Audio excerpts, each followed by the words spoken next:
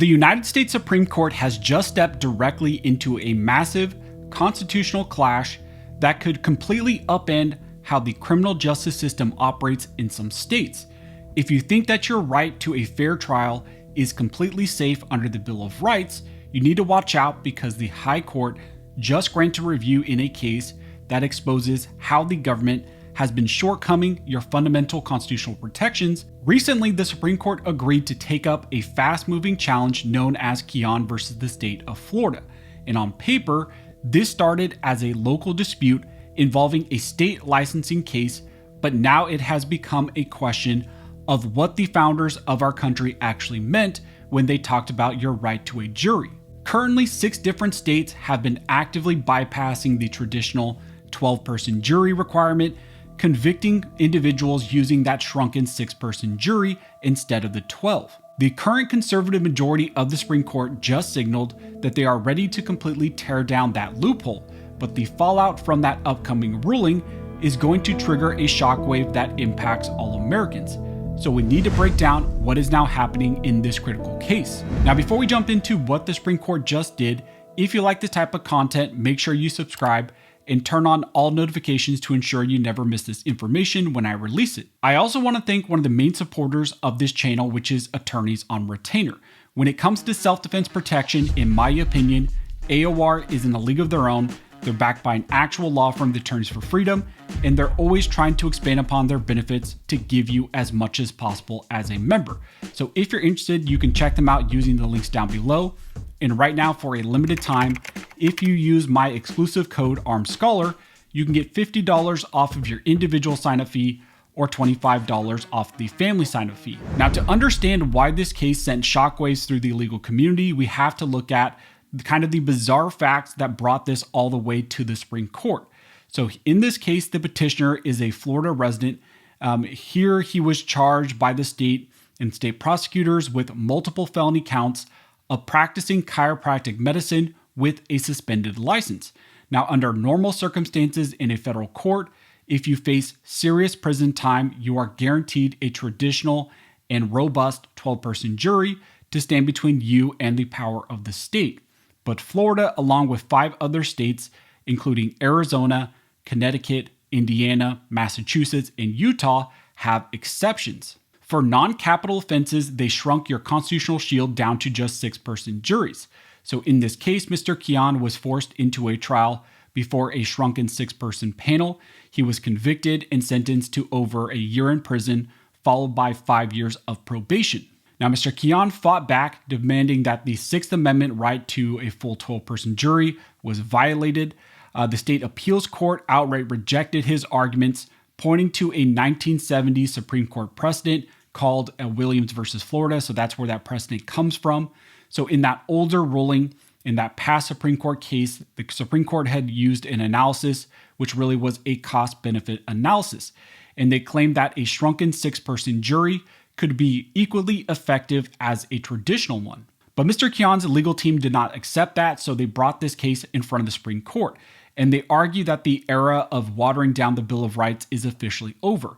In this case, he argues that Supreme Court precedent has now changed since that prior ruling, and the court should now officially overrule their prior precedent. And now the Supreme Court has granted review to this critical case. But the question is, why did the Supreme Court now suddenly grant review to this issue? Well, that is because Keon's petition completely corners the Supreme Court using their own modern logic in some new cases. In this petition for review, Mr. Keon pointed out directly to a massive landmark victory from a 2020 case called Ramos versus Louisiana. In that case, the Supreme Court completely struck down non-unanimous jury verdicts, ruling that the 6th Amendment must be interpreted exactly as it was understood when the Bill of Rights was adopted back in 1791.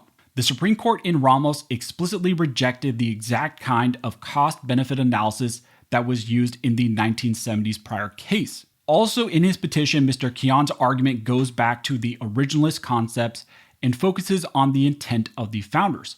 He argues that at the founding of this country, the word jury meant one thing and one thing only: 12 ordinary citizens that are reviewing your case.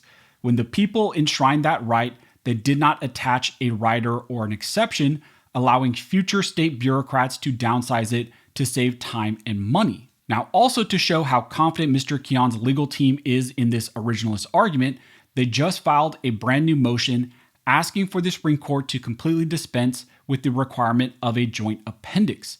They told the Supreme Court that this is a pure question of law, meaning that the facts of the local arrest do not matter at all. The lower court's opinion was completely unreasoned, and there is zero need to waste time or money compiling a massive mountain of lower court records, looking at the facts of this individual case. Also, Florida isn't even opposing that request. By dropping the filing, Kian here is stripping away all of the administrative noise and forcing the Supreme Court to look strictly at one thing. Does the Constitution mean what it says when it guarantees a jury trial? Now, this is where this case applies to all Americans, especially you as a gun owner. So think about this. If the government is allowed to prosecute complex, high-stakes Second Amendment cases or technical compliance violations before a shrunken 6-person jury, it becomes drastically easier to secure a conviction. It takes far less effort for the state to manipulate or pressure 6 people than it does to convince 12. Also, this impacts your fundamental rights as an American by watering down what protections the founders actually intended in the 6th Amendment. Now, in this case, the Florida Attorney General desperately tried to stop the Supreme Court from taking the case. In their brief, they wrote in opposition, and the state openly admitted that if the Supreme Court overrules this old loophole, this 50-year loophole, it would instantly imperil thousands of active criminal convictions in Florida and also the 5 other states. The government is worried because if the Supreme Court overrides their prior precedent, it opens the door to new challenges and challenges also to current cases that have been ongoing using those 6-person juries. So make no mistake, by granting review, the Supreme Court's conservative majority has signaled a massive potential change on a critical constitutional right. They are poised to declare that states cannot alter, shrink, or dilute the literal text of the Bill of Rights under the guise of administrative convenience or time saving or cost savings. The constitutional shield of a 12-person jury is on the verge of a total nationwide restoration, but until then, it's going to be a legal minefield for all of these 6 states that are using the shrunken jury in these types of cases, and there's going to be questions about, is that constitutional going forward? So that is the critical case that the Supreme Court recently granted review on. The loophole has been challenged and the government is officially panicking because this case was granted review. I will be tracking this case as it moves forward, but we've already got some interesting developments and we kind of got a glimpse to the position of the petitioner here, of Mr. Kian, and the confidence he has in his argument. So as it develops more, as we get more information, I will let you guys know. If you like this video and you would like to support the channel, one of the best ways to do that is simply to like, comment, subscribe, and also turn on all notifications to ensure you never miss these videos when I release them. But as always, thank you so much for all of your support, and never forget this nation was built by armed scholars, and this nation will be maintained by armed scholars.